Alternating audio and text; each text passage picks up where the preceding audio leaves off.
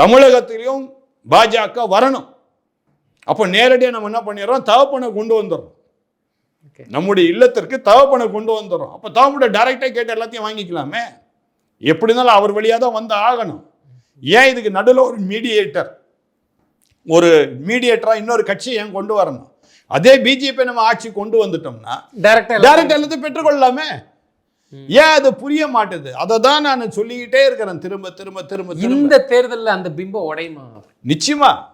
அதனால்தான் அருமையான எடப்பாடியார் அவர்கள் என்ன பண்றாரு, மக்களுக்கு சேவை செய்ய வேண்டும், மக்கள் நலமாய் இருக்க வேண்டும், மக்கள் சிறப்பாக வாழ வேண்டும், சந்தோஷமாக வாழ வேண்டும் என்று சொல்லி அவருக்கு பல்வேறு நெருக்கங்கள் இருந்தாலும் அருமையான திரு எடப்பாடி அவர்கள் பிஜேபியோடு கூட இணைந்து நாங்கள் இந்த தேர்தலை சந்திப்போம், கூட்டணி வைத்து தேர்தல் சந்திப்போம், ஒரு நல்ல ஒரு முடிவு எடுத்திருக்கிறார். அதை அவரை நான் பாராட்டுகின்றேன்.